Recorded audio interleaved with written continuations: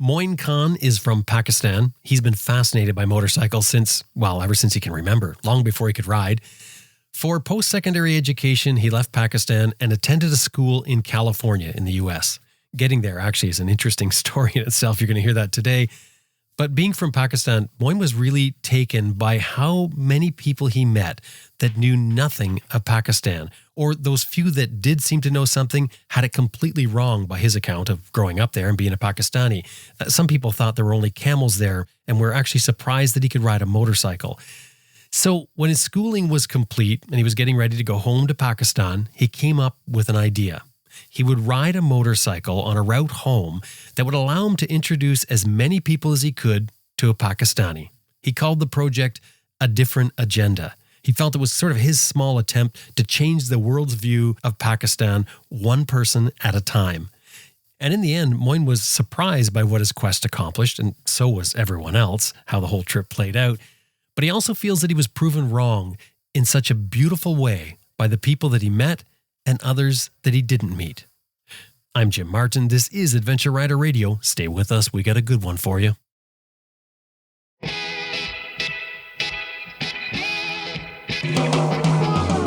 I'm Sam Manikin. Ted Simon. Austin Vince. Simon Pavey. Helge Pedersen. Charlie Bowman. Chris Birch. Elizabeth Martin. Jocelyn Snow. Quentin Smote, and you're listening to Adventure Rider Radio.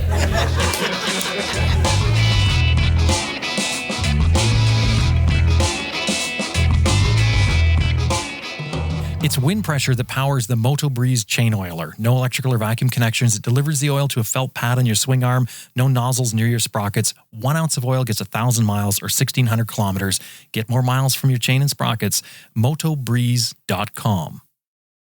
And Green Chili Adventure Gear offers American-made, heavy-duty luggage systems for all types of motorcycles. You can turn any dry bag into luggage using their strapping system. And of course, Green Chili Adventure Gear is tested in extreme weather and terrain to withstand the abuse that adventure riding gives it. Tough, reliable gear. GreenChiliADV.com. Best Dressed Product is the maker of the Cycle Pump, the best tire inflator for motorcyclists. It'll inflate your flat tire in less than 3 minutes. Made in the USA, comes with a lifetime warranty. They also distribute Googletech filters. CyclePump.com.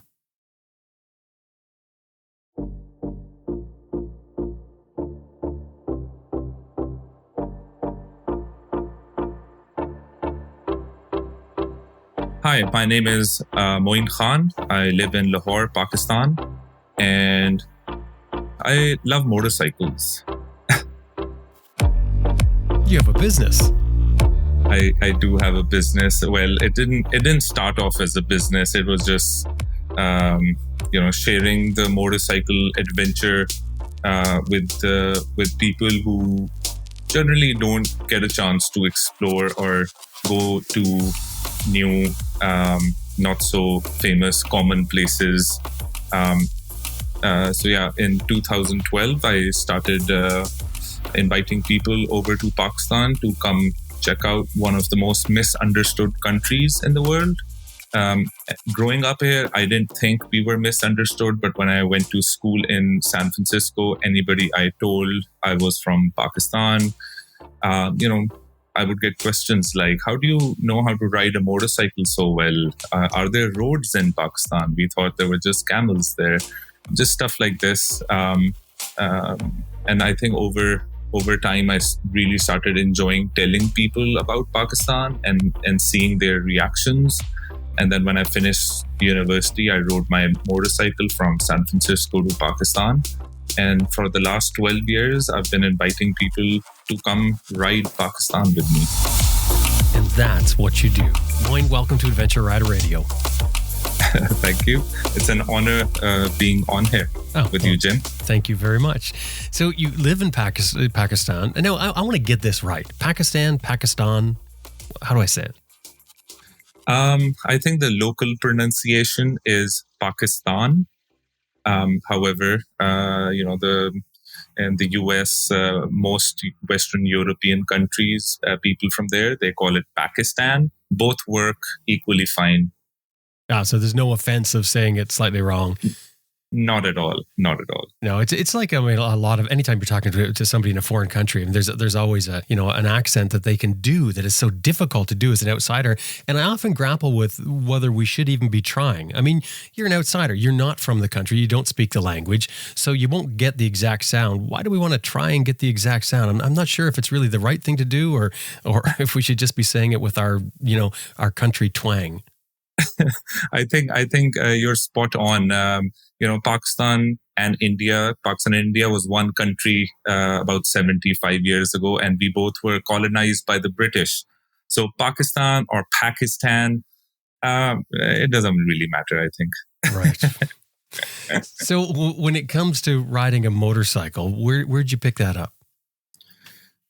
So nobody rides motorcycles in my family. And growing up, I don't know where this came from, but growing up when I was like 4 years old, I developed this weird passion for motorcycles. I remember when I was 4 in 1990, my grandma went to the US to see one of her sons, and when she was coming back, she called all her grandchildren one by one, asking them what they wanted as gifts when grandma comes back. So all my cousins, they were asking for Nintendo Game Boys and, the different electronic things. And I was like, I just want a motorcycle poster of Mick Doohan. Mm. And so when I was 4 or 5 years old, I would have motorcycle posters in my room. And I would frantically cry if I heard a big bike zoom by and my dad's driving. I would start crying hysterically, saying like, you have to stop that bike. I want to shake hands with the biker. So like, as long as I remember, I had this weird fascination for motorcycles growing up here in Pakistan. That is bizarre. That is much deeper than what most people have. You got to wonder what it is about the motorcycle, the sound of it, the two wheels. I mean, if you've never ridden one, you wouldn't have a clue. Yeah, I didn't. That was like 4 or 5 years old, and every 14th August, which is the Independence Day of Pakistan, all the youngsters would take off. We have small bikes, 70cc and 125cc Honda bikes, street bikes, and all the local kids would take off their exhausts completely and zoom around the city on 14th August. It's a thing, and so every 14th August, I would cry and like beg my father to just take me on the streets. And there's this little bridge, maybe like 2 miles from my house. And all the young boys would gather on top of that bridge and do silly things. And my dad would take me there. I would shake hands with like hundreds of bikers, and just shaking hands there was a thing for me. And I thought anybody who rides motorcycles is just the coolest guy. And in Pakistan, you don't get to see, well, back then you didn't get to see a lot of big bikes. Every once in a while, once a month, you'd hear a big bike zoom by, or you'd see a big bike like a R6 or something like that. Now I feel things have changed, and you see a lot of like big bikes like Ducatis and GS adventure bikes all over the city, all over in the mountains. But 25 years ago, maybe the entire country had like less than a dozen motorcycles. Oh, wow. So you said that everybody would gather on the bridge and do things. What sort of things are they doing? What crazy things are they doing? So there's a thing in Pakistan, these small bikes, guys on small bikes, they race. And there are a couple of very dangerous, weird rules to the game. And that racing thing that they do it's actually called the game. And what they do is they're not allowed to use their feet to brake or change gears. So they lay down on the bike, one hand on the throttle, the left hand on the shifter, and then they zoom through traffic, heavy, dense traffic, laying down on a bike, shifting with their hand and one hand on the throttle. And in really extreme cases, they bet a lot of money with each other, and they take off brake shoes off the bike. and then they race in traffic, which is obviously ridiculous. And they don't wear gear. They're in flip-flops and local shalwar kameez dress. Absolutely no protection. I've never really participated in any of this street racing stuff. I think that is because I spent 6-7 years in California, and at GAT, all the gear all the time is like Right. drilled in my brain. But I have attended a lot of races. Every Sunday morning, 5 a.m., you go to the Canal Road, and there's like these crazy Evil Knievel boys racing down the road with no brake pads, no helmets, nothing at all. Just death wish. It's crazy. Do people get hurt? Oh, all the time. Every week you hear these boys crashing and dying, and the government has cracked down a lot. I feel from 2 decades ago now. The racing still goes on, but it's, you get into trouble. A lot of kids, are taken to police stations and put fines and stuff like that. But I feel like this country, there's not a lot of extracurricular stuff these boys can do. And so they end up like, this is the most entertaining thing they can do. We don't have for average people, like sporting grounds or, avenues where you can learn thing or get into a new hobby. So a lot of kids, street kids, they just get into motorcycle racing. Wow. And when you're that young, your idea of it's not the same as when you get older. The older you get, the better concept you have of I guess, just how fickle life can be, and how delicate it is, for sure. Hey, for those who don't know Pakistan, what was it like for you growing up as a kid? It's I feel growing up late 80s, early 2000s, late 90s, early 2000s, and now it's very, very different. Growing up when I was like 5, 6, up till maybe like 10 years old, I was allowed to freely ride my bicycle all over the city. There was not a lot of traffic.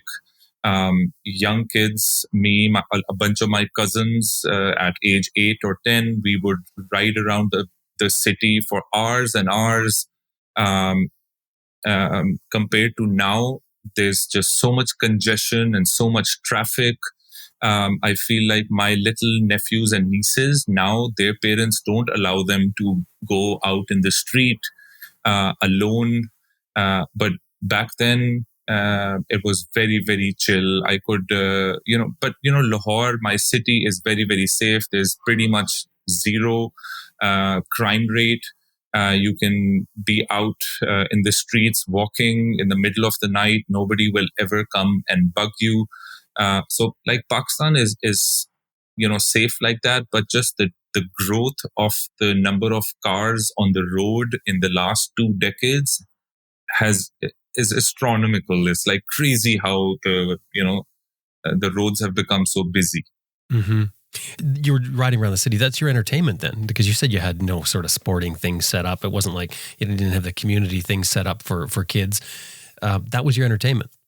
Yeah, being outside on the bicycle or playing cricket in the streets with other kids was like the max entertainment. And me personally, I've never enjoyed playing games or watching cartoons or movies or shows on TV, even now.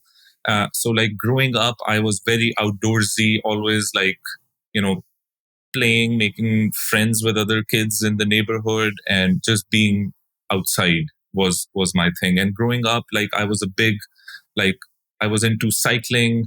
I would have friends in different areas of the city. So I'd go visit all of them, do a few hour loop cycling almost every day. I think from a very young age, I really enjoyed being vulnerable. At age 8 or 10, alone on a bicycle 2 hours away from home. I really enjoyed that feeling, I think. And you had a bit of a phobia when you're dealing with people that you don't know? Yeah. So in Pakistan, we do have girls and boys schools, but the school that I went to was an all boys school. And a lot of my cousins, a lot of my elder cousins, my family, extended family, all the boys went to this school. It's like this British era school. It was built in the 1800s. The British made it. It's like this prestigious middle school, high school, um, that every parent's dream is to send their kids to that school, which now I feel that school and the environment there kind of um, backfired for me. And I know a lot of other kids who also experience the same thing, because it's like this elitist bubble school that you go to. Then anything outside of that bubble, it takes time for you to get comfortable with. So growing up for me, those kids in that school were okay to talk to, but anyone else would make me really uncomfortable, and that went on for the next 2 decades or so. When I in 2005 I moved to California, and I moved there alone. I didn't know anyone there, so getting into a bus, going to school, and you had to pay the bus fare, and you had to talk to that lady, and that would like give me anxiety. Going to school, meeting a counselor would give me anxiety. I would like have this my skin would start burning. I would like really itch my back, my head. It felt like there were needles piercing me. So I don't know. It was weird. I couldn't ever pinpoint why this was happening. But talking to girls or even female professors, I would try to avoid and like run away from it. Wow. Yeah, and then went to a community college in Cupertino, De Anza College, for 2 years. I'm in the school and Bay Area. It was amazing. However, like this anxiety, shyness thing, was a bit of a bother for me. I would like avoid situations where I would have to talk to anyone around.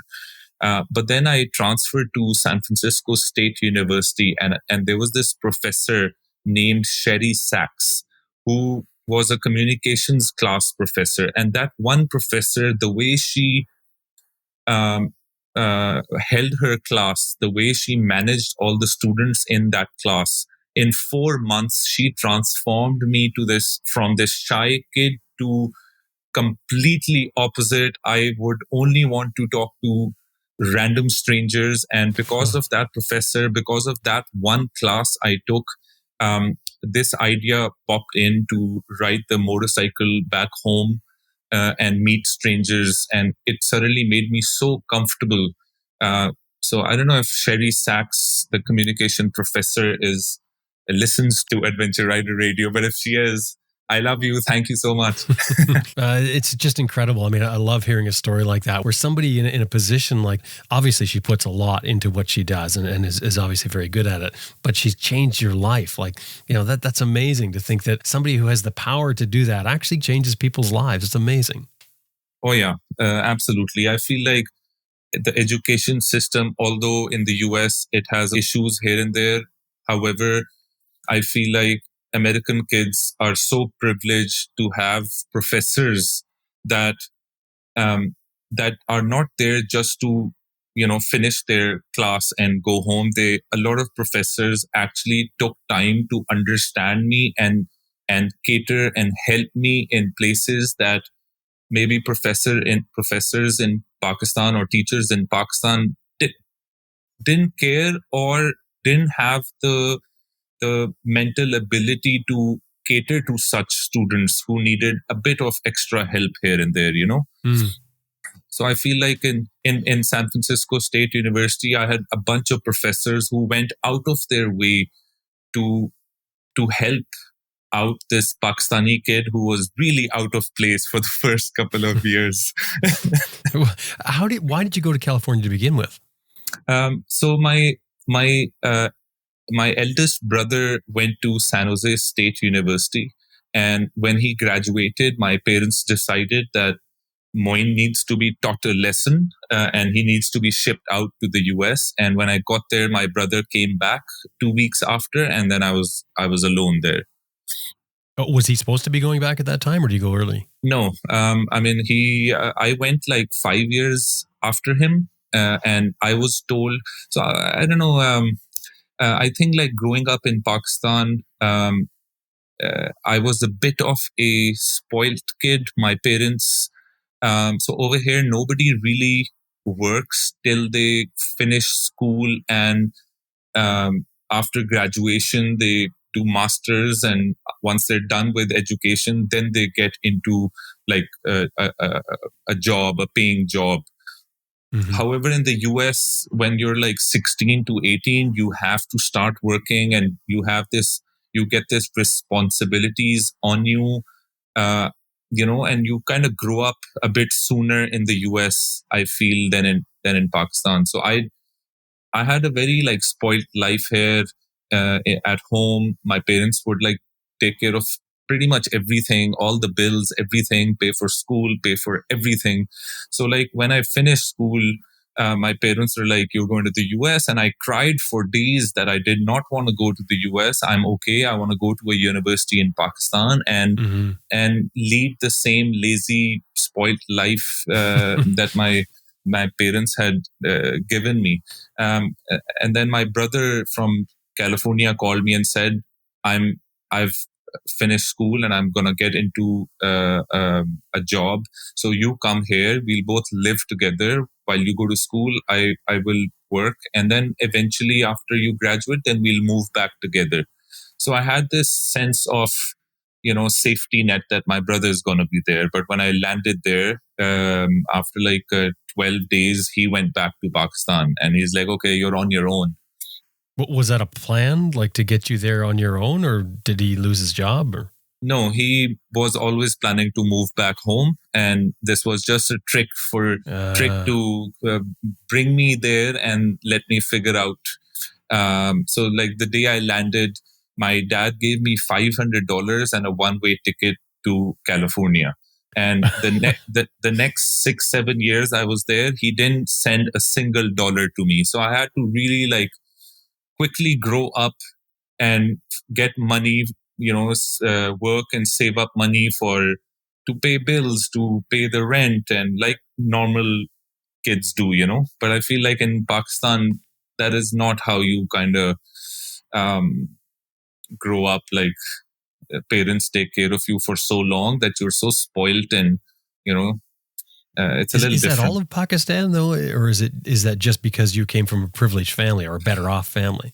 I think I think for sure I came from a slightly more privileged family. However, I would say like if you're going to school, you're educated, your parents are. It's kind of like a return the favor later. So most parents pay for their kids' school and everything till they get a job, and then when you get a job and your parents are eventually retiring, then you start taking care of your parents when they retire. Oh, I love that. That is fantastic. Yeah. But we've got the first part in North America. That second part, that payback part, is just not happening in most cases. Oh, yeah. The payback part I feel a big majority of the kids, they really look forward to that, look forward to taking care of their parents. So now, both my parents are retired. They don't work. They don't have any sort of investments that is paying them every month or anything of that sort. They're not like, they're comfortable, but they're in no way rich, or they never had like a rich life or anything like that. So both my parents live with me and my wife, and, we take care of them. Wow, that is fantastic. I love that concept. How do you get along? Get along? Yeah. Like, I mean, aren't there times where they get on your nerves or you get on their nerves? So I think generally in Pakistan, um, the the parents and children connection is a lot stronger, and I feel in Pakistan parents, because they've spent so much time with their children, they understand their children a lot more um, deeply, um, and I'm sure there are cases where parents are a bit more irritating, or you want some time off from parents sometimes. I think that is natural. However, it's also part of the religion to be very respectful to your parents, and they're the only reason you are in this world wherever you are. It's because of them. So like Islam also teaches very multiple times in different places in the Quran that like you have to really go out of your way for parents and respect and love and all of that. So I think that kind of helps us gauge and return the favor, as I was saying earlier. So when you're saying your parents know you very well, so they understand you, they probably they know what pushes your buttons, so to speak, or what potentially could, and then in return, you have ultimate respect for your parents. I mean, just in a general sense, even if it wasn't just you, this is Pakistan, and that respect is not forced. That is, I'm assuming this is something you've learned, but you're on board with it. Do you follow what I'm saying? Yes.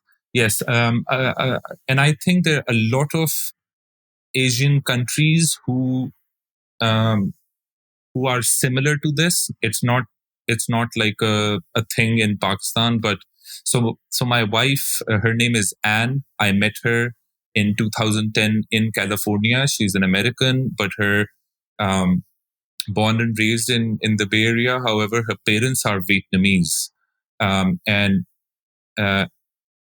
Anne and I married in 2017, and now she lives in Lahore, Pakistan with me.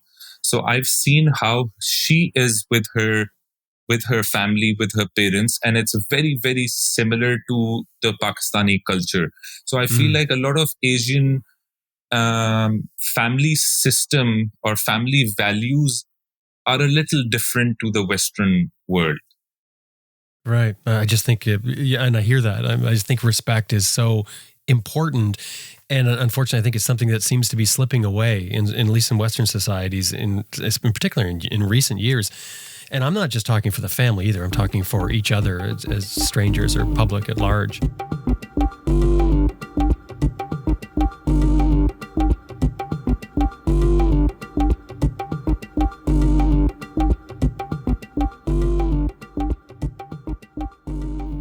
Get trained, get outfitted, get inspired to explore the world at Overland Expo East this October 4th to 6th at the Oak Ridge Estate in Arlington, Virginia. They say it's the greatest collection of overland adventure companies in the world with more than 250 gear vendors. You can outfit your bike for your next adventure. This is all overlanding too, so there's all kinds of overlanding vehicles and gear. It would be impossible not to get inspired with all the authors, filmmakers, creators of all kinds, other travelers hosting workshops, classes, sharing stories from the road. Get tickets and camping passes in advance at overlandexpo.com. Anytime you're doing it, throw in there that you heard them here on Adventure Rider Radio. Overland Expo East, October 4th to 6th, 2024, Oak Ridge Estate, Arlington, Virginia. overlandexpo.com. Nothing is better than having the proper equipment for riding. And when it comes to riding in the cold, the best cold weather socks in the world are called Pearlie's Possum Socks. Pearlie's Possum Socks are the brainchild of riders Duke and Margot Lambert. They invented this knit specifically for riding motorcycles. They have several options to choose from the very tall socks, which are the ones that I really love. They come a long way up your leg to fit well in the boots, to much shorter ones. The most important thing is the materials that Pearlie's Possum Socks are made of. They use the most incredible blend of natural fibers I've ever come across for outdoor gear. This is a blend of merino wool and possum fur. Both materials are incredibly warm, not stuffy. They make a ultra soft sock that feels just so great on the skin. No itchiness like you get with regular wool. And wow, do they work incredibly well. Incredible at keeping your feet warm, incredible at wicking away moisture from your skin, incredible at never smelling because of your feet. Seriously, these are perfect socks for us riders. I wear them year round. And when you slide one on your foot, you'll instantly know what I'm saying when I say they're super soft. They are the official sock of Adventure Rider Radio just because I'm just so impressed with them. I mean, I've tried loads of socks for outdoors activities over the years, and never have I found a pair that I'm impressed so much that I get excited about. Purley'sPossumSocks.com is the website. Anytime you're dealing with them, throw in there that you heard them here on Adventure Rider Radio. Purley'sPossumSocks.com. But I want to jump back here to, so you were going to school. When people find out you're from Pakistan, what is their response? How do they feel about Pakistan? I think so. I went to school in 2005, which was very close to 2001, 9/11, war on terror was just starting. It wasn't like a great time, I feel, to be a Muslim in the Western world.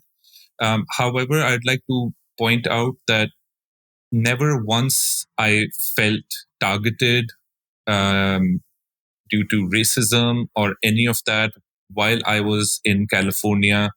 I never felt unsafe or any racist attack or anything like that. I feel California, Bay Area is a diverse melting pot from people all over the world. And I was always treated very respectfully while I was there. However, I was a swim instructor. I was teaching kids how to swim. So, I had like 150 other instructors working there. And, they would ask questions about Pakistan. Some people have asked me, a few people have asked me if we have roads in Pakistan. How do I know how to ride a motorcycle? Aren't there just camels there? But I feel like these are just ignorant questions, and it's not like they mean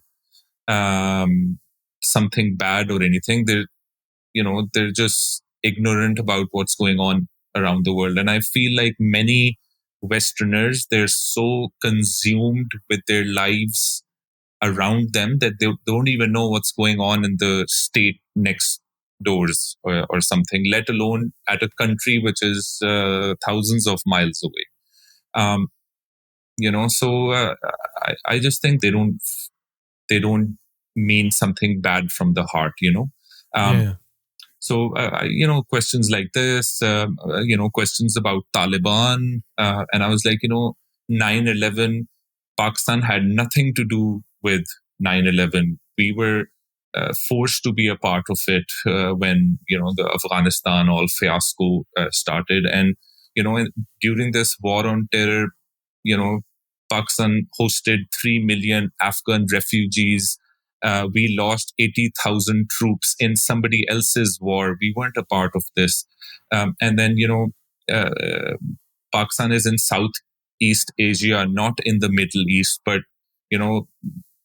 with news and like so much stuff going on, and how the media kind of, take sides sometimes. It's like, being from Pakistan was suddenly seen as being from a dangerous place.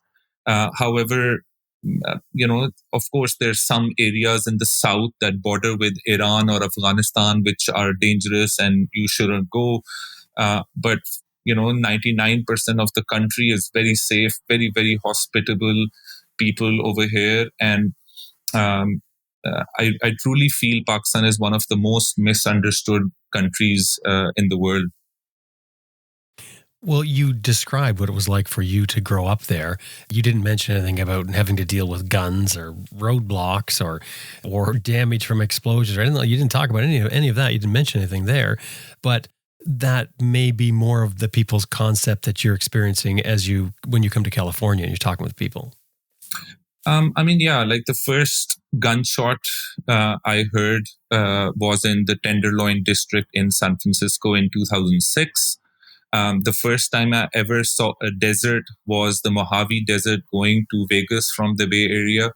I've never seen in Pakistan. I've never seen like street fights or serious street fights, like small students in school. Like you fight with other students. Like a fight break out or something. Two guys are fighting. Like stuff like that happened in like grade 8 or grade 10. But like gun shootings and like these, what do you call them? Like flybys or like shooting when people drive-by shootings, drive-bys, and like that is all an alien concept for Pakistan. I've never seen any of that over here, or any violence, or there's no gangs here. There's no gang violence in Pakistan. So it's very different. Like the actual reality, on ground reality, is very different to what I think. If you follow the media too much, what kind of information you get about Pakistan is very, very different. So you feel it's the most misunderstood country in the world for these reasons? Yeah, I think it's definitely one of the most misunderstood. And over the years, I've seen how, I told you I invite people to Pakistan. It takes me about 2.5 months to convince one person to come to Pakistan. I spend a lot of time talking about this and telling people who really want to come ride, but they're scared. Like I have like multiple Zoom calls and like phone calls with them, telling them that it's safe. And then once they come, by the third or fourth day on tour, then they like kind of put their guard down, and then they really start enjoying and immersing in the culture and the with the locals here. And then on the last day of the trip, when farewell dinner is going on, a lot of people are like, a lot of people have told me themselves that they're sad that the media had made them hate on Pakistan or Muslims in general for so many years. And the ground reality is so much different, How does that make you feel? Dude, like I don't care about the business side of ADA. I run this business. It's like I don't know. A lot of clients tell me that you run it like a charity. Please, like, charge what you deserve, and everything is on the house when you're on tour with me. But I feel like what truly makes me happy is when I see that flip from being scared of Pakistan to flipping and falling in love with Pakistan. That flip is what keeps me going. That flip is what makes me happy. And there's it's crazy. We have so many people who come to Pakistan once, and then the next 3-4 years, every year they come back to ride more motorcycles here or go on treks to big 8,000 meter peaks, base camps and stuff. Right. So currently there's this girl, her name is Jennifer Day. She is from Portland, Oregon. And 3 years ago, she came to Pakistan on a motorcycle trip. And since then, she's been to Pakistan every year. And currently, she's living in my house with my family for the last 2 months. And she's here till October 2nd. Wow. And now she's here for like 3 months now. And she's ridden Pakistan with me twice. She's ridden. I also take people to like Tanzania and Vietnam on motorcycle trips. So Jennifer has been to Tanzania, Vietnam, and Pakistan with me. And then 2 months ago, she called me. She's like, I have a remote job. I can be in Pakistan for like these 3 months. Can I just come crash with your family? I was like, of course. It didn't even cross my mind to say anything else. I was like, of course you can come. You have a room in my house and my family is your family. And I feel like I treat all clients like this. I've had people stay in my house for months at a time, and they get they get food 3 times a day. They get their laundry done. They can use any of my motorcycles to putt around the city. We go, hang with my friends, on the weekends. And so like Jennifer, and I have like so many friends from different parts of the world who randomly just pop in my house, and they can just crash for as long as they want. Wow, it's very open of you. Yeah. So I want to go back to California. You're in California. You come up with this idea to go home by motorcycle. Talk about that. So this thing also came. There were like a couple of things that changed for me. The one thing, that shyness and anxiety thing wasn't there anymore, and then I really enjoyed telling people about Pakistan. And then the day I landed in California, I had decided that I'm not gonna be one of those Pakistanis who have the privilege to go to an amazing school in the US and then get amazing education and then stay on there forever. I wanted to move back and give back to the place I love the most, which is Pakistan. And me being, I'm a dual national. I also have US citizenship. It was very easy. It would have been very easy for me to stay there and make a life there. I feel like I don't know about success, but I would definitely have more money if I was in in California. Right. But I feel like I wanted to come back because I truly just this place and the Pakistani people truly make me happy, and I feel like the world needs to know the real truth about them. And so in early 2009, I decided I'm gonna move back home and I'm gonna ride my motorcycle all the way, and I'm gonna meet one person at a time on the road, and let one person at a time meet a Pakistani. And the message was very simple. We Pakistanis are peace-loving people who ride motorcycles, who dance, who create music, who do regular things like the rest of the world. And we're in no way, bad people, or we're not terrorists, what the media says, and all of that. And so I didn't, before this trip, I had never done an overnight motorcycle trip, or a camping trip, or any of that. I wasn't very outdoorsy in terms of like camping and stuff or anything like that. And so I bought some crappy tent from Walmart and a crappy little sleeping bag, and I pitched my first tent for the first night when the trip started, 10th July 2011. That was my first night in a camp. I did not know how to put it up, but random strangers, Antonio near Point Reyes, helped me. His children helped me pitch the tent. They fed me for the night, because I didn't know that campgrounds, when you go to, they don't have food. They just give you a space, and then you bring your own food somehow. Right. So I had absolutely no idea. I think I was 22 or 23 years old. I had no idea how this stuff is done. But random people every day went out of their way to help me get back home. So what do you have for a plan? So did you buy a bike? What bike did you buy? What was your route? That sort of thing.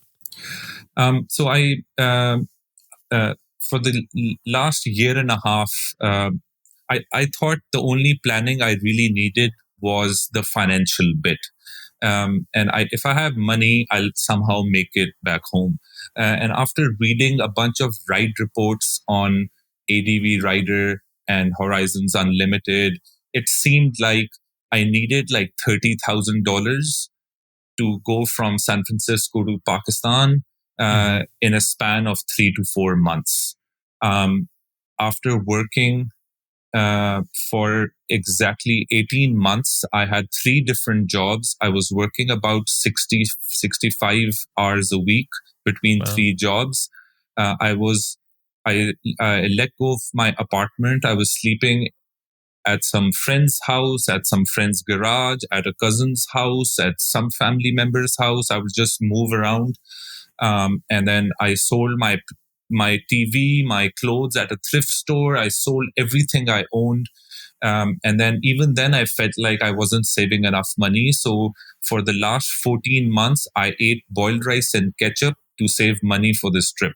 Ooh. So I would Boiled go, rice and ketchup? yeah, I would go to Costco, get big bags of rice, and I'd stop at McDonald's or Burger King and get free ketchup from there. I would have 4 or 5 meals of boiled rice and ketchup every day. And then I'd take like some fruit from one of the workplaces would always have like a basket of fruit. So I'd just pick up some bananas or apples from there and just eat on the way. So, Moin, let me ask you. So, how do you feel now about boiled rice? I think now I'm okay, but after that trip, I think that entire trip I didn't eat rice. I was like, I'm done.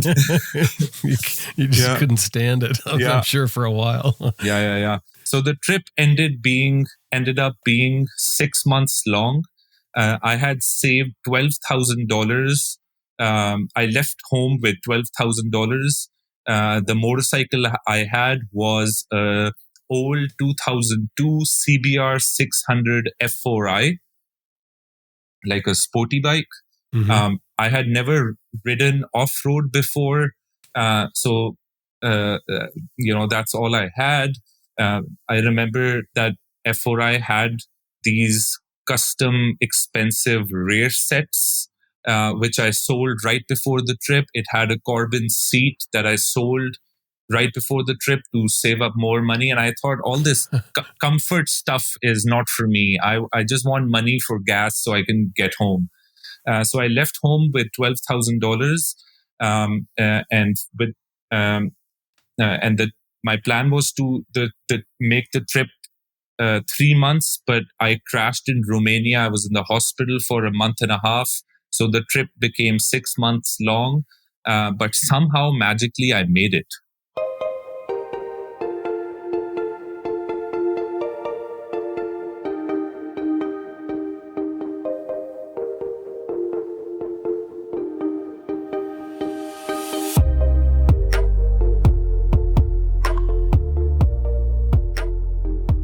Now, this is a product that I have on my bike right now and absolutely love. I've been using them for a number of years. I think they're a must-do for any bike, in particular an adventure bike, but I put them on any bike. It's double take mirrors. Double take mirrors replace your stock rigid mirrors with a sort of a dual pivot design. Basically, it's a ball mounted on your handlebar where your stock mirror would mount to, and then an arm with another ball attached to the mirror. It's a really, really well thought out design, rubber cushion, the whole bit. And when I ride the street and look in my double take mirrors, I get a clear view of the road behind me, not my shoulder like my stock mirrors do. These are solid mirrors and they're not vibrating and shaking all over. They're easy to adjust with your hand, with your glove on, no tools needed. You just grab a hold of it, move it. Another advantage is, and this is huge, is that when you hit a tree or if you drop the bike, the mirrors just move out of the way instead of breaking off your brake reservoir or your clutch pivot or something like that off your handlebar. They just fold out of the way. That's also important for your wrists.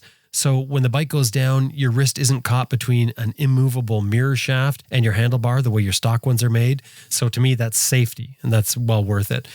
And the thing is, if for some reason I did break a double take mirror, which I never have, and I'm surprised I haven't because they've taken a lot of abuse, they'll replace it for free. Seriously, double take mirrors are guaranteed for life. Their motto is, you break it, we replace it. Nobody matches our warranty. That's everything. A lot of people we have on the show have these mirrors as well. As a matter of fact, Clinton Smout, he puts them on all of his motorcycles at the school because they're used for teaching. They take a lot of abuse. The bikes do. The website, doubletakemirror.com. Anytime you're dealing with them, throw in there that you heard them here on Adventure Rider Radio. Doubletakemirror.com. This is one of the first mods that I will do to any bike. That's change out those stock foot pegs for IMS Products foot pegs. IMS makes a full line of motorcycle foot pegs that are designed from the ground up for your riding style. These are pegs made by professionals, not just another foot peg. IMS began way back in 1976, and since that time has continuously made products for racers and riders. And now with their foot pegs, they started with a concept, how to make the best peg that will enhance control without hindering the ergonomics of the foot controls. Then use materials that are super tough but not brittle, but not so strong that they break the frame mounts off the bike. That's difficult to do. IMS Products uses 17.4 cast certified stainless steel with a certified heat treating process. These are not only durable and ergonomically great, they look great too. The most important thing though, at least to me, is the way that they change the ride. My feet stay planted better thanks to the staggered tooth design and watershed system that won't allow mud or debris to collect in the pegs. That instills confidence and allows me to do so much more with peg weighting. The wider platform gives me the added leverage so I can really make my bike do what I want to do. It's night and day control difference over stock pegs. I mean, it's really shocking when you do it. Ride with your pegs, swap them out from IMS, and you will just be blown away by the change. IMS foot pegs are super tough. IMSproducts.com is the website. Anytime you're dealing with them, throw in there that you heard them here on Adventure Rider Radio. IMSproducts.com. Wow. Okay. So you jumped way ahead there. You're in Romania. You had a crash, but so where did you go? Did you go across the states? Did you come up into Canada? What was the route? Yeah. So I honestly did not.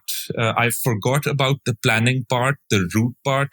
I thought I'll get a GPS, but at the time with GPS and all different countries' maps, you had to upload into them and buy them. And like, I'm not a very techie guy, and I thought it'll be like too much money to get a GPS with all the maps loaded. I thought I'll take some paper maps with me, but then I went to this AAA shop where you can buy maps, and like each country, each state maps were like so big and bulky, and I was like, I don't have space on a sport bike for all these maps. So I ended up just winging it. So from San Francisco, I thought riding the Highway 1, the Pacific Coast Highway up to Seattle would be really cool. And then I had an uncle in Seattle, and I thought I'll just go see him.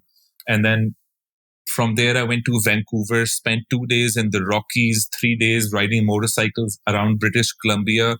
That was one of the highlights in terms of riding motorcycles on amazing roads.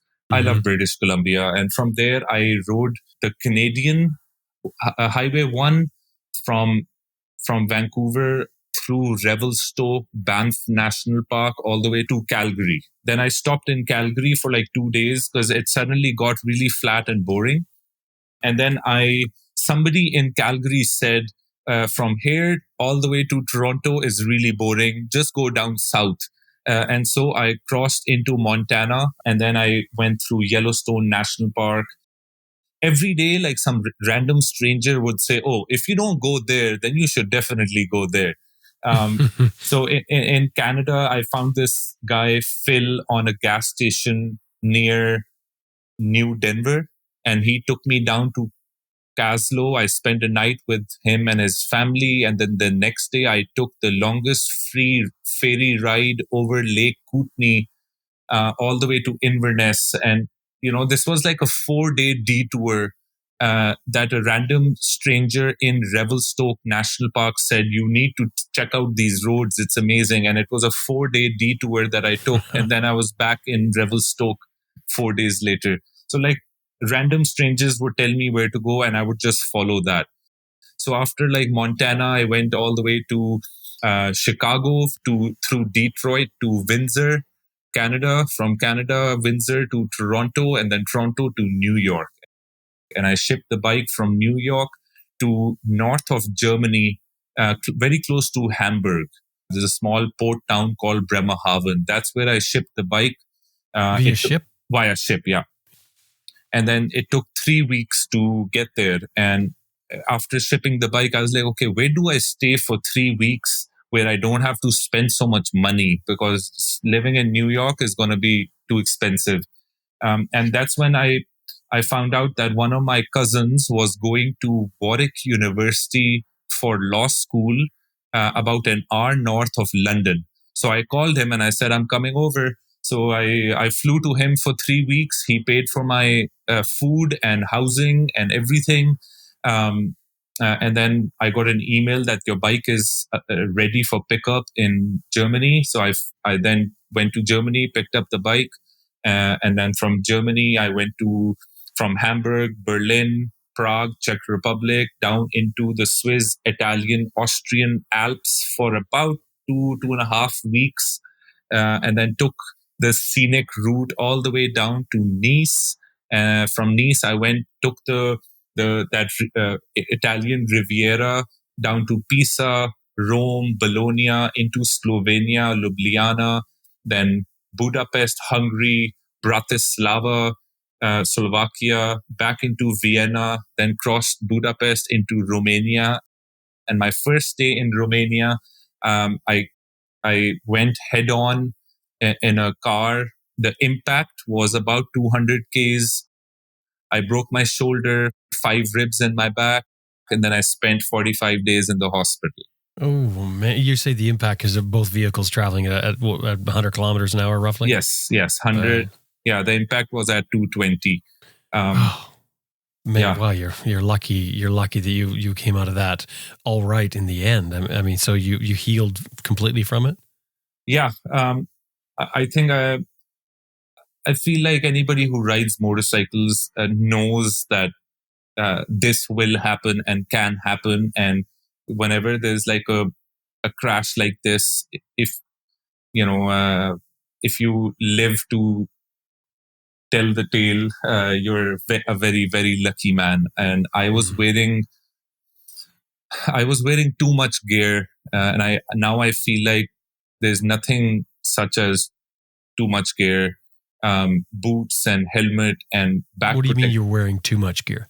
Like somebody from Pakistan would never wear motorcycle boots and like a spine protector and a shoulder guards and like hip protection, and so all the protection money could buy, I had on, and I feel like that is the only reason why I survived. When I hit the car head on, I flew 60 feet away from the crash site. I landed on my left shoulder, the AC joint, my shoulder, 5 ribs in my back broke, both my wrists cracked. But the amazing part was that I didn't have a scratch on my body. There wasn't like a drop of blood that was lost on that crash. So gear helps, and I don't think I was really big on gear before that trip, but on that trip, I thought like a lot of senior motorcyclists from the Bay Area Riders Forum helped and suggested different things that I should do on a big trip like this. And I'm glad I listened to a lot of those suggestions. So I had like, whatever gear I could afford at the time, I had it on. And then this is one of my favorite parts of the entire trip, maybe my entire life. But I'll try to keep it short. But when I crashed, I didn't tell my parents about the crash. My eldest brother died in a car crash many years ago, and I didn't want to put my parents through the same feeling again. I feel like his death, his name is Moise, and Moise's death really changed the course of my entire family. He died in a car crash when he was 12 years old. And just calling up my parents and telling them that I'm in a hospital in Romania was, I think I just didn't have the guts to do this. And I'm very, very, very close to my parents, especially my father. I speak to him every day. Wherever I am in the world, I would call him or he would call me. And it's not like a long conversation. It's maybe like a 40-second conversation. But like, I feel like every time I talk to him, I feel at peace, and I feel like, there's somebody there for me no matter what. And so I'm in the hospital bed, and I call him, and I really want to tell him, but I'm unable to. And so I lie to him and I tell him today I'm in Arad, tomorrow I will be in Bucharest. Everything is amazing. Next day he calls me. I was like, yeah, today is a rest day in Bucharest. Over the next 10 days on the phone, he thinks I'm in Istanbul, and maybe like less than a month later, I will be in Pakistan. But in reality, I'm in the hospital bed. And the issue was why I couldn't tell him was the main problem was I didn't know what was broken. Nobody in that hospital spoke a word of English. They initially put me in this inflatable body bag because they thought I have broken my spine and that I'm paralyzed. And however, on the 10th or 11th day was the first time I could sit up on the bed and slowly walk to the bathroom. So on the 11th day, I called my dad. I said, can you get mom and get your iPad or laptop, whatever, and talk to me on video. I'm going to call in 10 minutes. And so I called after 10 minutes. They both were sitting in front of the camera. And I was like, you can see me. I'm fine. I'm standing up. I'm like, I show them I'm okay. And then I tell them I crashed 10 days ago. And I honestly, I thought my dad's going to be like, okay, this is enough. Wrap it up. And like, you fly back home right now. But the man he is, after what he's gone through already, the first thing he asks me is the bike okay? And I tell him the bike is completely destroyed. Like the front forks are in 7 different pieces. The front wheel is in 3 different pieces. It's completely gone. And my mom just gets up and she leaves the room and she's like, I don't want to talk to you guys. And my dad tells me that Pakistan is waiting for you. You cannot just abandon this trip. So stay in Romania, fix your bones, find a job, make some money, buy a new motorcycle. You have to come home on a motorcycle. Otherwise, don't come. Yeah. So the kind of strength that phone call gave me, I can't even explain to you what those words did for me at the time. Because you fully expected him to say, like you said, pack it up. That's it. You thought your trip may be over at that point. I mean, I never thought my trip would be over because I never... I love my parents. I respect them a lot, but I feel they also respect me a lot. And if he had said, pack it up, come, and if I had said, no, I'm going to stay and finish what I started, I think they'll fully support me. No, I see. But it never crossed my mind for a second, whatever was going on through the trip, it never crossed my mind for even a second that I will abandon this trip. Because I feel like during that time, initially it started off a me thing. I was doing this trip for myself.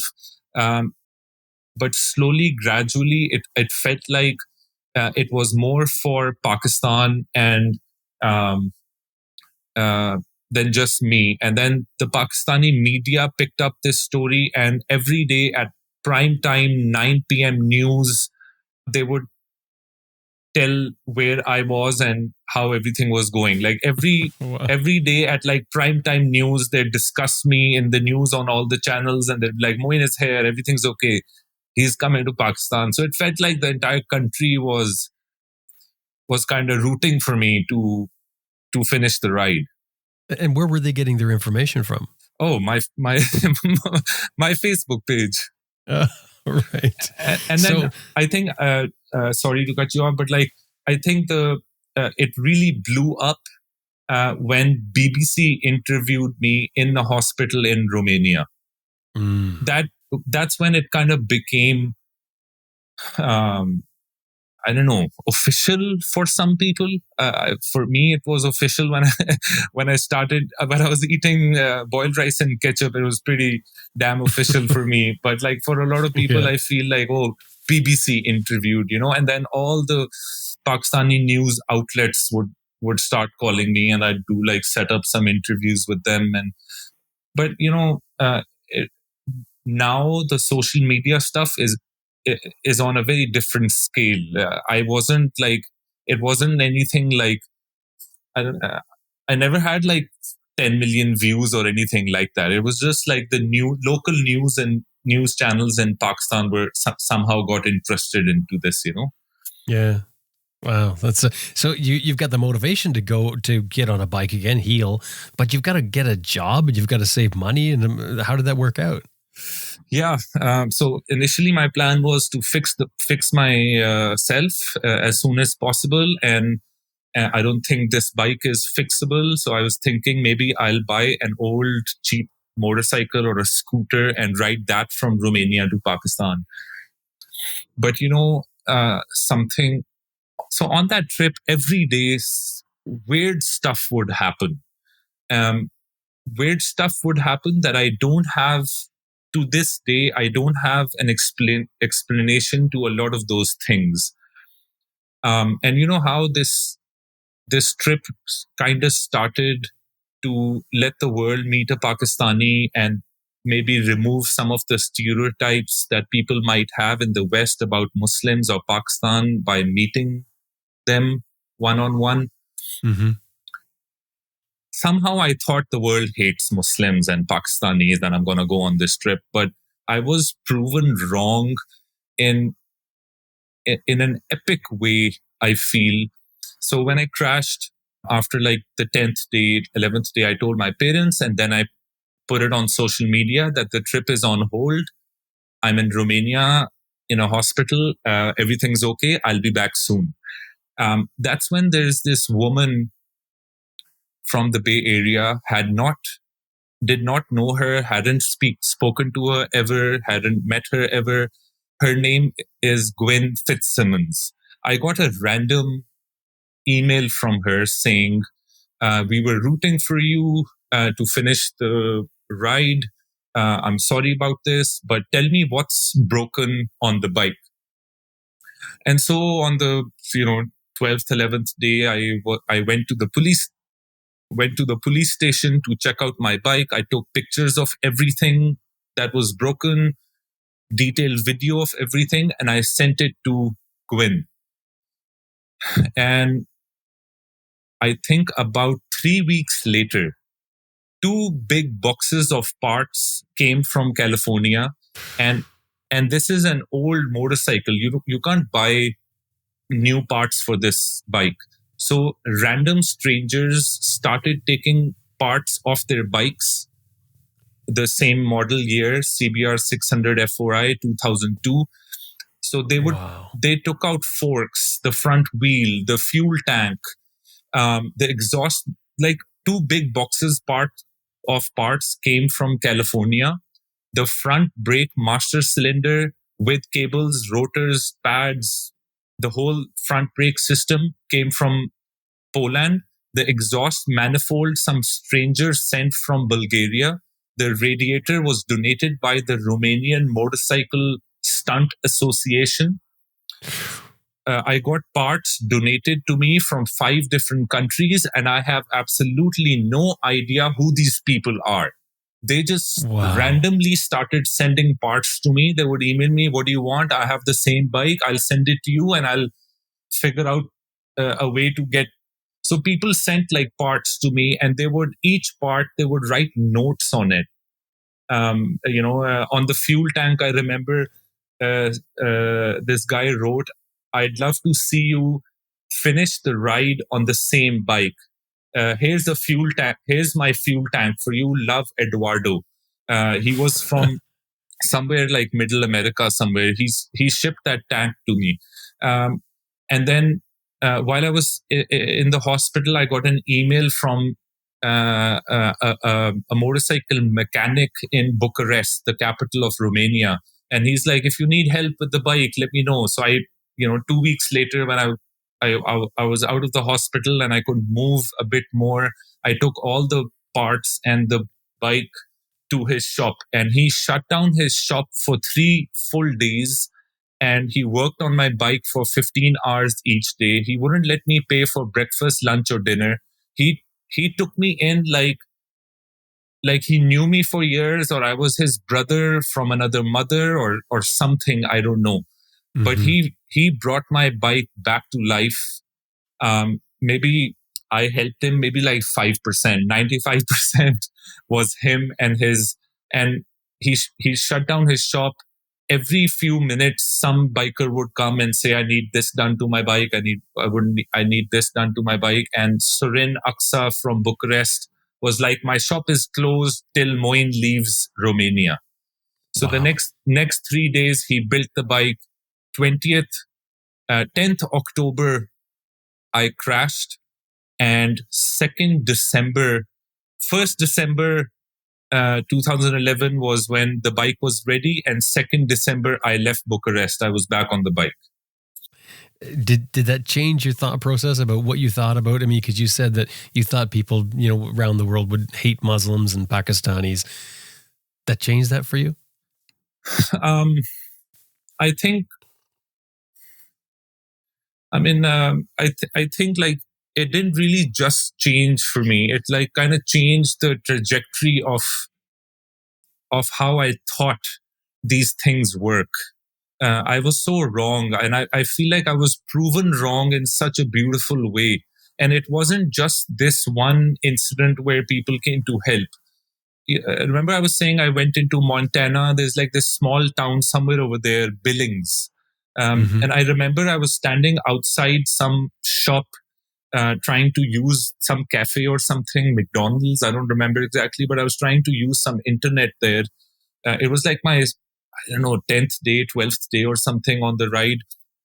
And like I was standing trying to use internet of that cafe, and this random white guy comes and gives me $20. And I was like, "Why are you giving me money?" He's like, I just want to pay you, pay for one gas tank. And I was like, "But you don't even know me." Like, he's like, "Oh, when I was walking and I saw you're from California and you have these bags on a sport bike, I feel like you're on a journey. Here's a gas tank for you." And like stuff like this happened so many times. Like, in Nebraska, I stopped in a cafe to have lunch. I had coffee. I had like a meal, whatever. And when I asked for the bill, the waiter came and said, "Somebody else paid for your meal and they're already gone, so you don't have to pay." And I was like, what is happening? Wow. Like, why is this world coming together for me? Like, I really don't deserve this. What is going on? The Romanian hospital, the nurses paid for my hospital stay. I was like, I can't let you pay for this. And the head of the nurse said, "If you just go, you won't be the first Romanian who doesn't pay the hospital bill. And all the Romanians who don't pay the hospital bill, we bill it to the government and they pay us. So you just go." So like all the nurses, like 40 of them, pushed me out of the hospital without paying the bill. It was like, wow, it was incredible. Stuff like this happened every day. In Iran, in Tehran, I had $30 left. I couldn't leave Tehran to get into Pakistan. I didn't have money. None of my American cards, nothing was working in Iran at the time.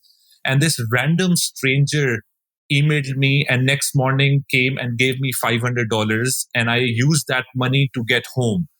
It was like insane. Wow. Like I couldn't grasp at the time, but every day, whatever happened, I would tell my father, like, "Today this happened." And there's a term for this. The term is Rohani Vardat. It's like a spiritual engagement from a higher being, kind of like this. And my father had started telling me on like the third day that, it's a spiritual intervention. And I was like, "Dad, come on, like, why is there like spiritual intervention going on with me? Like, who am I?" I mean, that trip wasn't just a motorcycle ride for me. Eventually, I feel it turned into something way beyond my brain can comprehend. You did mention that when you're looking for directions, when you're stopped and you're trying to figure out something and someone would come up and ask if you were looking for directions. Talk about that.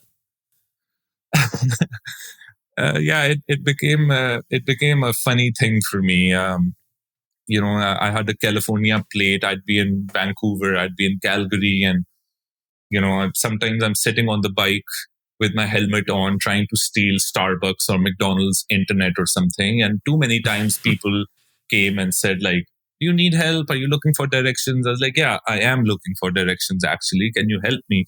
And they would take out their phone and they're like, what address you're trying to go? And I'm like, I'm trying to go to Pakistan. And they're like, what? You're in Vancouver right now, Vancouver downtown, and you're asking for directions for Pakistan? What the hell is going on? And that little conversation would a lot of times change into, okay, I want to listen to your story. Like, let me feed you. Let me get you a meal. Let me pay for your gas. Like something or the other, And the plan for this trip was going home. It wasn't like northeast, nothing. It was just like going home, and the plan was to eventually get home. So on the entire trip, I never had an address where I needed to be that day. I didn't do any planning. I didn't know any hotel reservations or any of that sort. So I think that kind of allowed me to go wherever the wind pushed me that day, What was it like when you finally got home?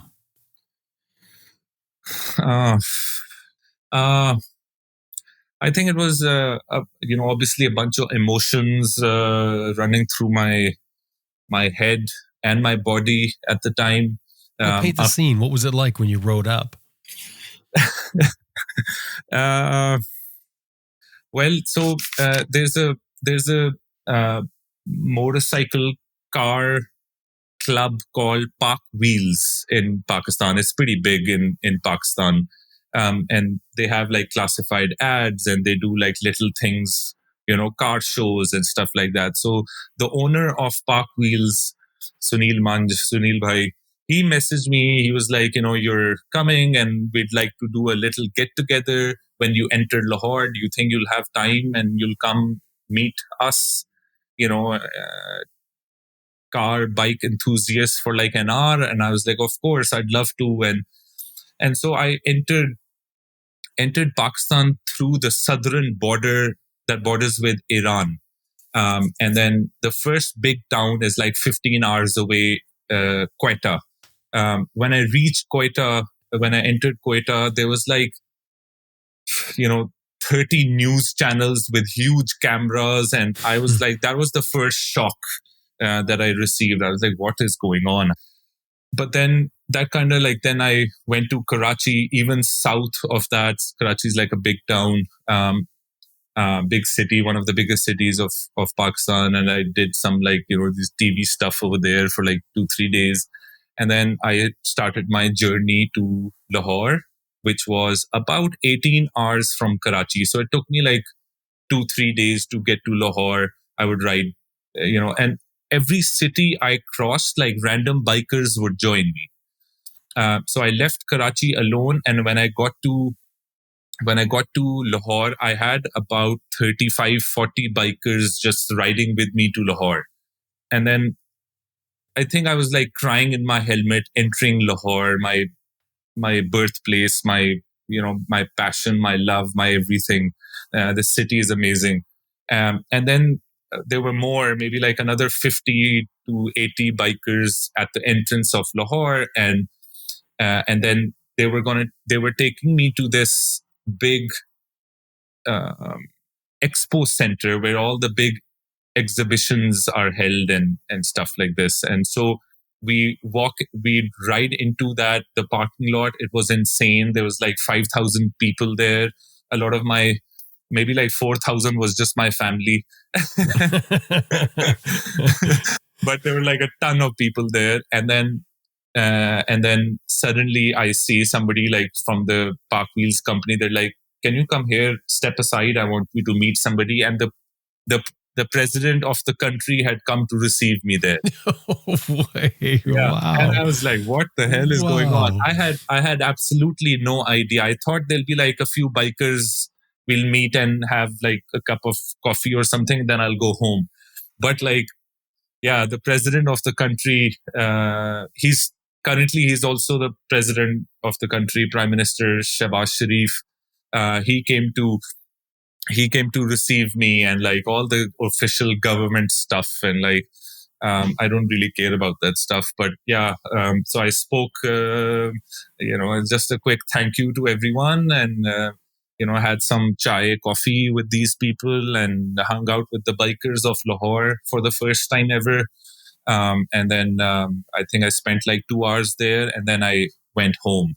And I had told my mom I wanted like home cooked food that she makes herself. So she had like a full on spread waiting for me.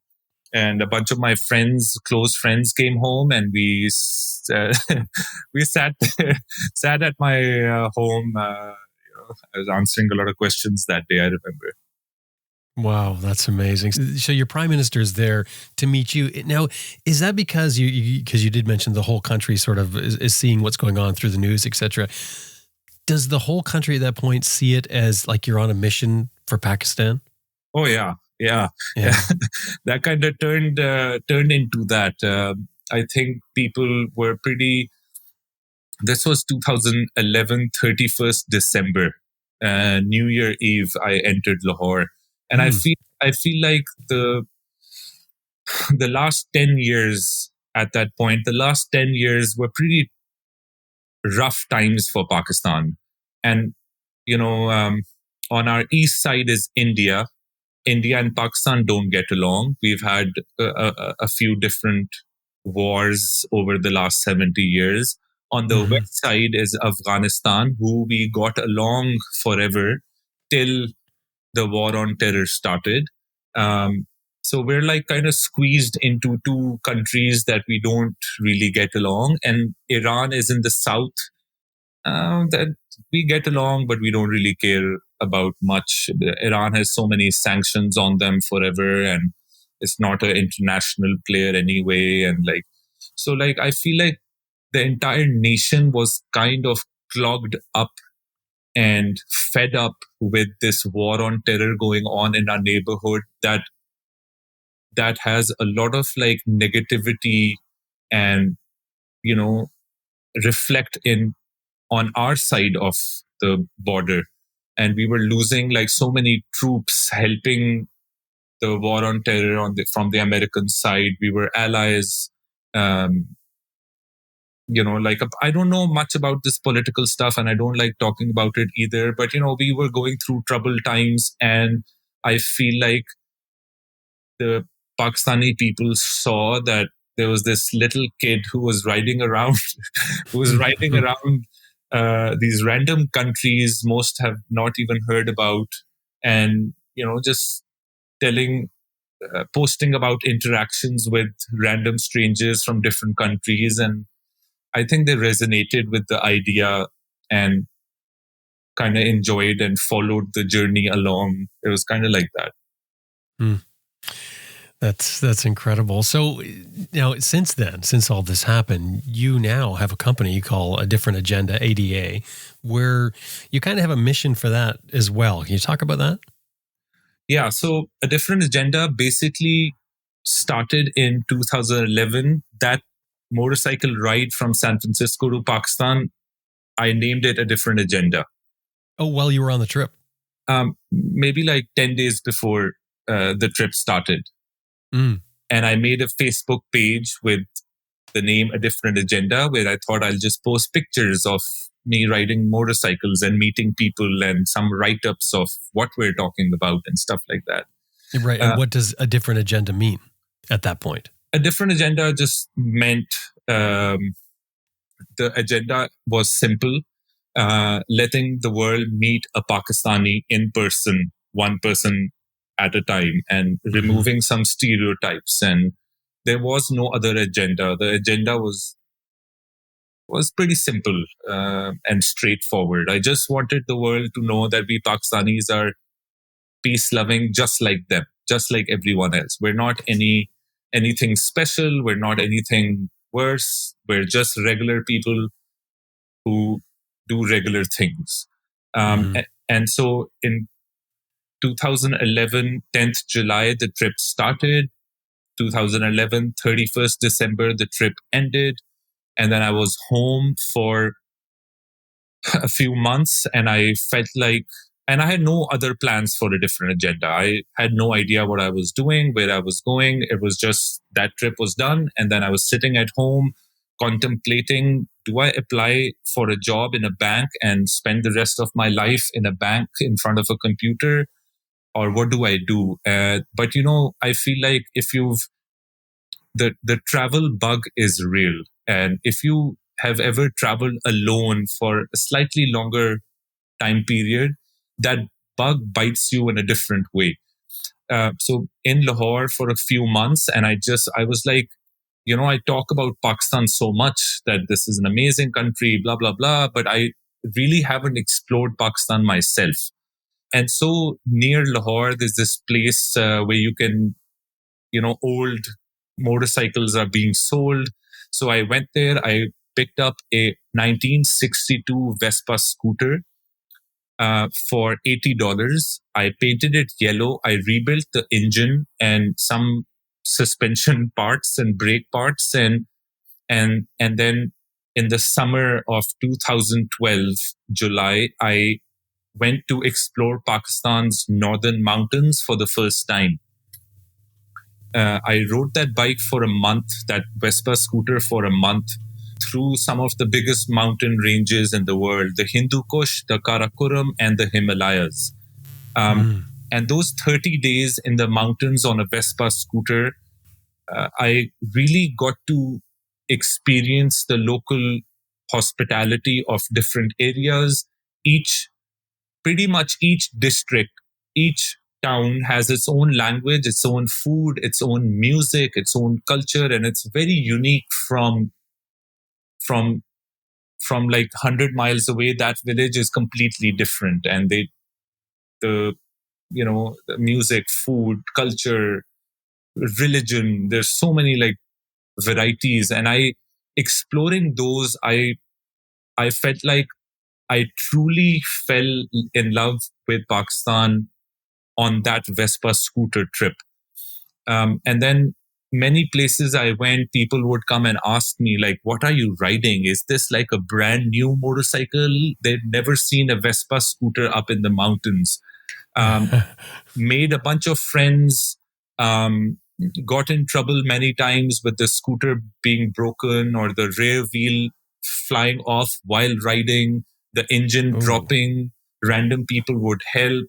And I feel like my face, this color of my skin is a bit more fair for a Pakistani. So if I shave my face, a lot of locals think I'm a foreigner. So on that trip, I wanted to see how the locals would react around a foreigner. So many times, many interactions, a local guy would come and start talking to me in English, and I'd reply in English, and I would pretend I'm an American and not Pakistani. And the hospitality was even better. When I would say I'm Pakistani, there'd be some love. But when I said I'm a foreigner, they would like take me home, give me food, give me a room, like move their kids out of the room and give me the kids' room and like do my laundry. Whenever I said I was a foreigner, they would just go bonkers and like shower me with love. And I was like, okay, I like this. So I pretended to be a foreigner more and then be a Pakistani less. So basically that trip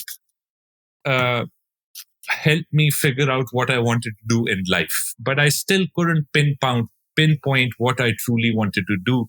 And so I came back to Lahore, came back home, and I had taken pictures with my crappy iPhone 4 at the time.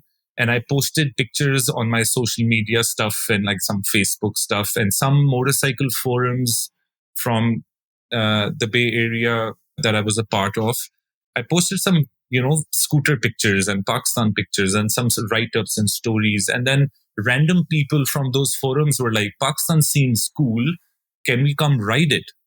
And I was like, that would be epic to share the North with fellow bikers.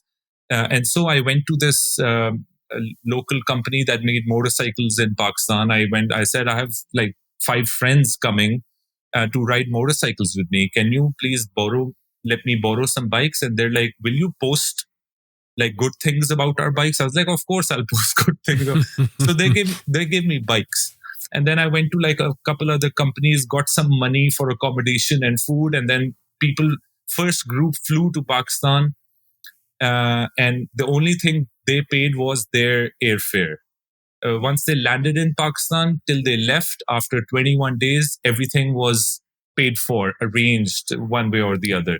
Wow. Because in my head, I wasn't doing any sort of business. It was just me showing people Pakistan, a side of Pakistan that they will probably never be able to experience. And so the first group came, I took them around Pakistan for 21 days, and seeing their reaction, being scared, and then by the third, fourth day, falling in love with Pakistan really hard and really enjoying and immersing themselves in the culture and, the hospitality here, that kind of clicked. And I was like, okay, this is what I want to do for the rest of my life. I want to bring people to Pakistan and show them what we have here. And since then, this is pretty much what I've been doing. Well, I can certainly see with the name a different agenda of your social postings that you started out with. The time, like you said, it was a time when Pakistan was going through a rough time. The way the internet was, even social media. I mean, social media was big, but it wasn't as big as it is now. It's not the same as it is now. Absolutely. So I can see how all this sort of snowballed into this great big thing that it turns out. Then you have the Prime Minister there to greet you when you come back. I mean, that was very, very, that was very, very embarrassing for me and my family. In what way? I mean, I don't know. It wasn't supposed to be like a big thing, and then the Prime Minister shows up and I'm like, like what is going on? A little out of control. Things are getting a little out of control. So now what you do is you offer trips, and you're still on this quest to show people what's beautiful about Pakistan and trying to remove the stigma that some people will have. Yeah. So I think like over the years, the situation, I feel like, especially up in the mountains, the northern part of Pakistan, there was never a security concern, like a major security concern. Isolated events occur in every country, like, the amount of school shootings that are going on in the West. That doesn't mean you stop sending your child to a school. These are isolated events, which are obviously very, very unfortunate and tragic and sad. But you can't let these isolated events change the trajectory of your life. You have to live through them and, take precaution. But, it is what it is. So when I started these tours, 2012, 13, 14, the first 3-4 years, even though I knew Pakistan was safe, but in the back of my head, I had a lot of responsibility on my shoulders. Inviting people to Pakistan and then something happening to them would be my greatest fear, nightmare. So I'll tell you what my mindset was at the time. So I would keep the group behind me and I would ride in front a few kilometers ahead at all times. And then I would have a backup vehicle and a local mechanic on a motorcycle and a backup Toyota Land Cruiser with everybody's luggage and more parts and stuff. So I would be riding up ahead, and in my head, I thought if there was any sort of attack or anything, I'd be the first one who would ride my bike into the bad guys and save my friends or my people who were riding with me. Like that was the mindset I had the first couple of years. But then slowly I realized that the media doesn't just brainwash people outside of Pakistan. Me being in Pakistan and knowing how everything is so safe and secure, I was still, hesitant with foreigners with me and my responsibility and all of that. But over the years, now it's been like 13 years, 12 years I've been doing this. I haven't had like a hint, touch wood. There hasn't even been a close call or a slight risk or threat of any sort. And since the troops left Afghanistan, suddenly there's been such peace in the air up in the mountains, and I feel like it's about time that the stereotypes that some media outlets or generally like bad news gets more press than good news, and Sure. I feel like we were kind of in that mix for many years, but now I feel like the last couple of years, right before COVID, maybe everything changed around the world, and I feel like now people are a lot more accepting of Pakistan, generally Muslims. Things are getting a lot better generally around the world, I feel, for us. And like I have, I don't do a lot of tours every year. Like 2-3 tours to Pakistan is my goal. That's what I want to do. 8 to 10 people a group is more than enough. Sometimes it's like this year I had a group of 6 people, and that was more than enough for me. So like, I do call it a business now, but it's, I think I run it very differently and organically.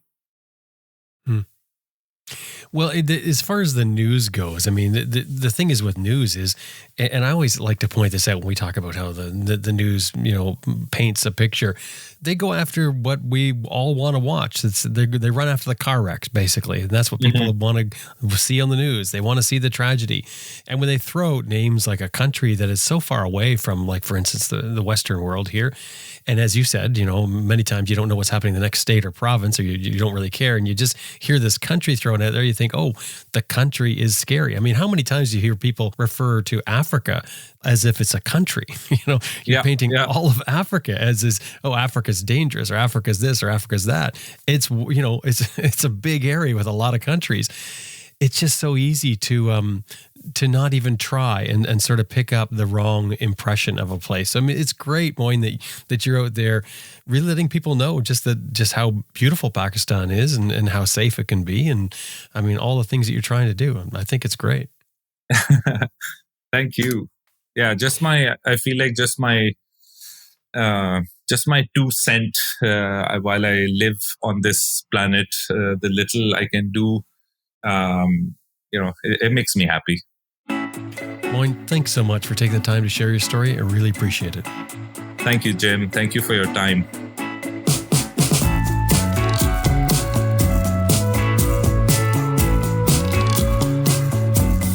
I was speaking with Moin Khan from his home in Pakistan.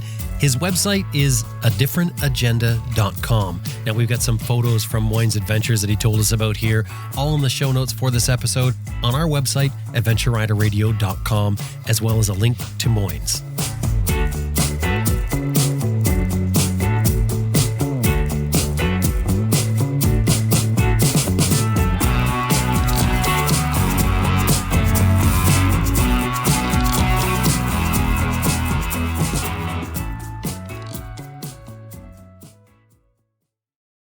Hey, I just want to remind you that this episode has been brought to you by Green Chili Adventure Gear, greenchiliadv.com, Motobreeze Chain Oiler at motobreeze.com, and Best Rest Products at cyclepump.com. And we'd really appreciate it if anytime you're dealing with these companies, anytime email or otherwise, let them know you heard them here on Adventure Rider Radio.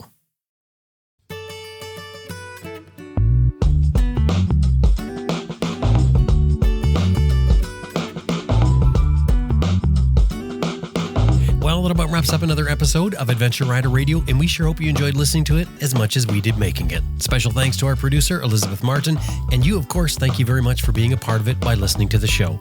Hey, the show is built on a model of listener support and advertising, so we really would appreciate it if you drop by our website, adventureriderradio.com, and click on support. Don't forget, we have another show that comes out once a month called Adventure Rider Radio Raw. It's a roundtable talk about motorcycle travel, very popular as well. You need to find that in a separate feed. All the information about everything that we do is on our website, adventureriderradio.com. Get out there and ride your bike if you can. My name is Jim Martin. Thank you so much for listening, and I will talk to you next week.